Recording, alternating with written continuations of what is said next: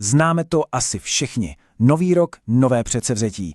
Pár dní, možná týdnů se držíme a pak se to celé nějak rozplyne a jsme zpátky ve starých kolejích. Ale co když ten problém vůbec není v naší slabé vůli? Co když se celou dobu snažíme, prostě špatně? Dnes se podíváme na jednu naprosto klíčovou myšlenku z knihy Atomové návyky, která tak trochu mění pravidla hry. Naše očekávání jsou totiž většinou takováhle.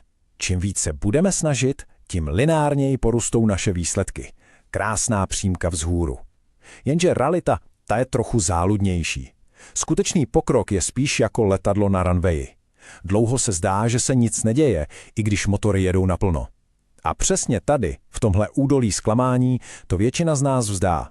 Proč? Protože nevidíme okamžité výsledky a máme pocit, že to celé nemá smysl.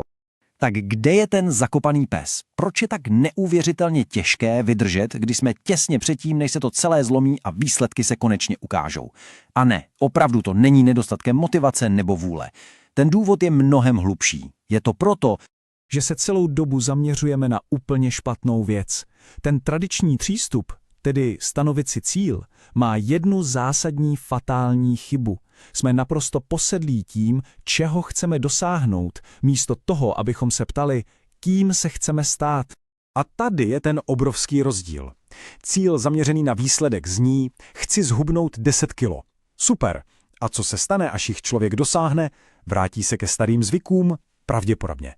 Naproti tomu cíl založený na identitě zní, chci být zdravý člověk. Vnímáte ten rozdíl? To není cílová páska. To je úplně nový způsob bytí. Jinými slovy, cílem není přečíst jednu knihu, ale stát se čtenářem. Není to o uběhnutí maratonu, ale o tom stát se běžcem. Jakmile se totiž chování stane odrazem identity, člověk s tím návykem přestane bojovat. Prostě se to stane přirozenou součástí toho, kým je. A tady přichází naprosto geniální metafora. Každý náš čin je jako jeden hlasovací lístek ve volbách. Pokaždé, když si jde člověk zaběhat, i když se mu nechce, vhazuje hlas pro svou identitu běžce. Pokaždé, když napíše jediný odstavec, hlasuje pro identitu spisovatele. Tyhle malé každodenní činy jsou vlastně důkazy, které postupně budují víru v to, kým se stáváme. A tohle není jen nějaká teorie z příručky. Sám James Clear se dlouho za spisovatele vůbec nepovažoval. A tak začal úplně jednoduše. Rozhodl se, že publikuje jeden článek každé pondělí a čtvrtek. Bez výjimky. Každý ten článek byl další hlas, další malý důkaz. A časem, jak sám říká, se stal spisovatelem. Ne proto, že se tak rozhodl, ale protože jeho návyky z něj spisovatele udělali. Jak tedy na to? Ten proces je naštěstí překvapivě jednoduchý. Má jen 2 kroky. Za prvé, rozhodnout se, kým se chceme stát. Ne co chceme dokázat, ale kým chceme být. A za druhé, začít si to dokazovat. Každý den malými, konzistentními vítězstvími. Sbírat důkazy pro tu novou identitu. Dobře, teorie zní skvěle, ale jak to vypadá v praxi? Pojďme se podívat, jak se dají přeformulovat úplně běžné cíle tak, aby se zaměřovaly právě na identitu a nejenom na výsledek. Takže místo cíle chci si uklidit pokoj, zní nový cíl chci být organizovaný člověk. Místo chci napsat knihu je tu cíl chci se stát spisovatelem. A místo chci se naučit meditovat je tu cíl chci být klidný člověk. Každá malá akce, jako je uklizení stolu, napsání jedné věty nebo 5 minut ticha, pak tuhle novou identitu podporuje. A teď jedna věc, na kterou se často zapomíná. Odměny.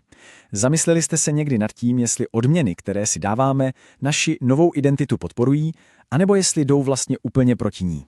Protože pokud ano, posíláme si navzájem úplně protichůdné signály.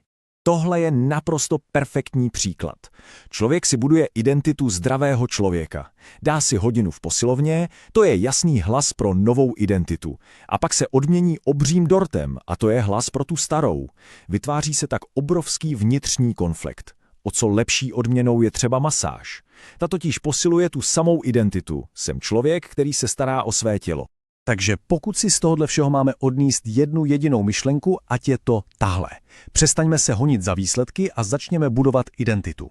Ty výsledky totiž nejsou cílem, jsou jen nevyhnutelným vedlejším produktem toho, kým se postupně stáváme.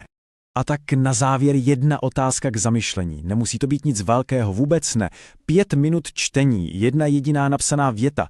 krátká procházka, jaký malý, téměř zanedbatelný čin může být dnes tím prvním hlasovacím lístkem pro identitu, kterou si chceme vybudovat.